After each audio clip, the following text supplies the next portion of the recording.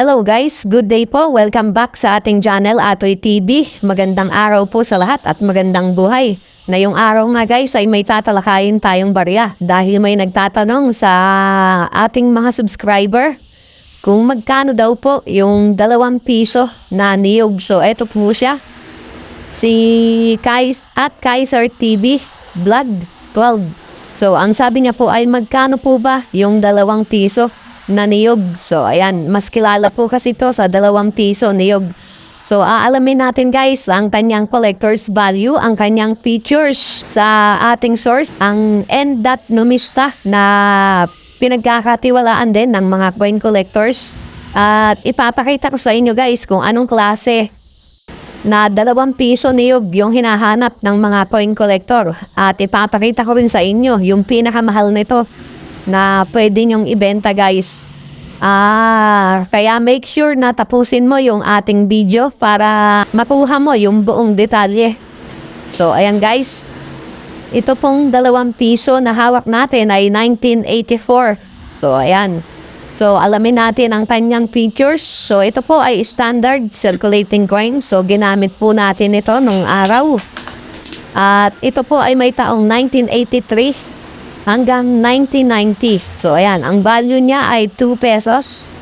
Ang currency ay piso. Ang composition po nito ay copper nickel. So, ayan. At may bigat po itong 12 grams. Diameter na 31 mm. At thickness na 2 mm. Ang shape nito ay decagonal. At ang technique ay milled orientation medal alignment. At na-demonetize po yung baryang ito noong January 2, 1998. So, yan ang kanyang features guys. At alamin natin kung ano ang makikita natin sa kanyang ubers. At ito po ang kanyang ubers. So ayan, makikita natin left facing head of Andres Bonifacio. So ayan, makikita po natin.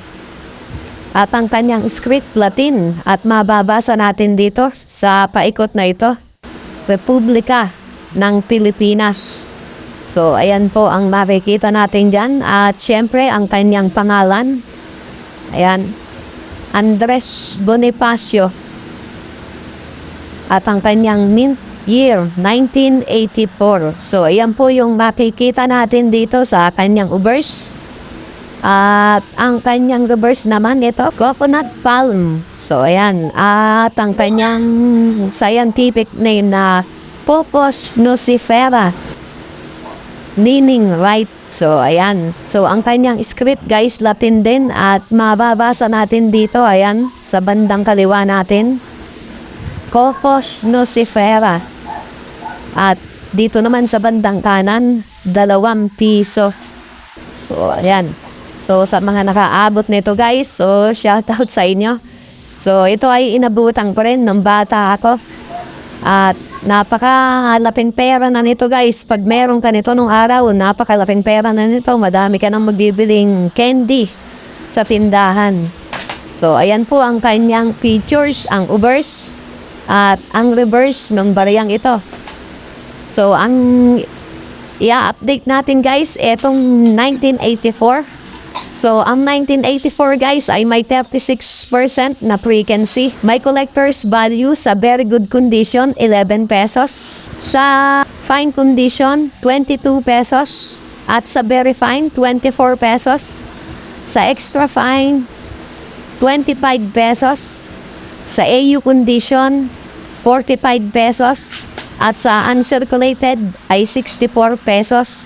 So, ayan, hindi na masama kung meron pa yung uncirculated condition nitong 2 piso na 1984. So, may 64 pesos at 36% na frequency. So, masasabi natin itong hawak natin na 1984 ay common lamang. So, ayan. At itong hawak natin ay circulated na. So, wala nang value to guys. Hindi napapansinin ng mga coin collector to. At gaya nga ng sinabi ko kanina, sasabihin ko sa inyo yung kung anong klase at kung anong mint year yung hinahanap ng mga coin collector dito at ipapakita ko rin sa inyo yung bentahan nito online, 1984.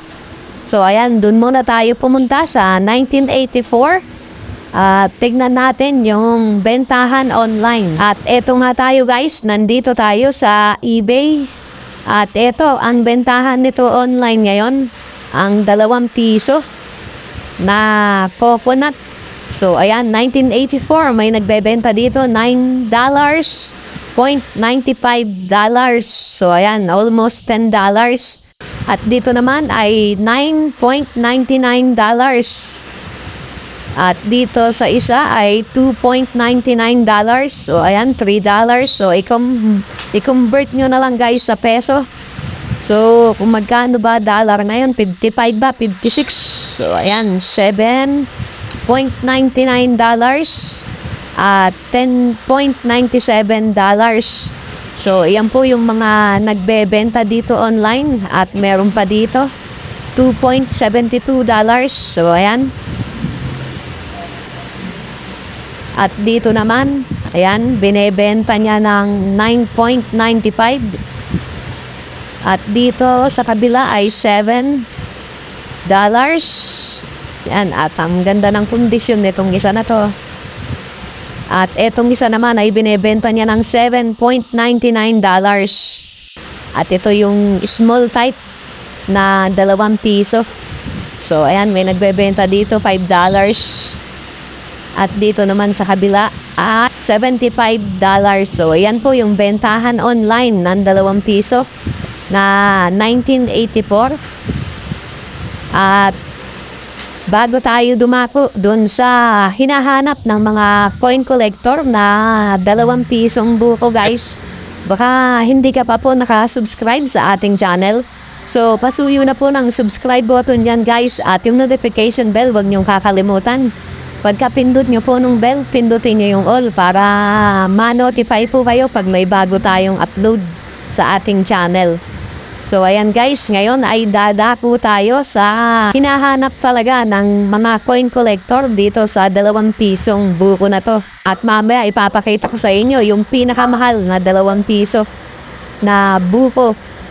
Mas kilala kasi siya sa 2 pisong buko guys. So ayan guys, eto yung hinahanap talaga ng 1983. So ito yung 2 piso na buko na hinahanap talaga ng mga coin collector. So ayan, 1983. So ito po ay proof coin po ito guys. At ito po yung kanyang picture. So ayan, 1983 na proof coin. At base po dito sa record ng Numista guys, 1983, may mintage lang siya na 750. So napakakunti nga guys kung i-compare nyo dito sa mintage nung iba, yun o. Puro milyon ang usapan dito. Subalit yung 1983 na proof, 750 lang ang meron. At eto nga, siya ay may frequency lang na 1.2%. Napakaliit niyan guys. Kaya masasabi nating mahirap din talagang hanapin yan. At nasa mga kamay na ng mga coin collector ang karamihan na yan. At ngayon nga guys, ipapakita ko sa inyo naman yung pinakamahal na 2 piso na niyog. So ayan. So eto po siya guys. Ayan, makikita nyo naka-slab na siya guys. Kaya mahal yung kanyang benta. So ayan, siya ay graded ng PCG at may grade siya na MS68. So mataas-taas yung kanyang grade. So ayan po yung kanyang benta, 8,341 pesos and 1 centavos. So ayan guys, nakita nyo yung 2 piso na pinakamahal na binebenta dito sa eBay. So ayan, naka-slab siya, kaya siya mahal guys, na ipa-grade na ito.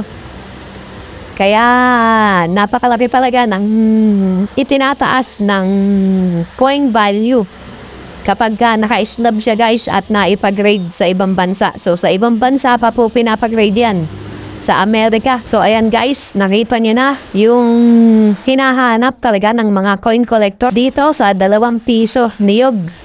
So ayan, sa nagtatanong na si Kaiser Vlog. So, ayan po.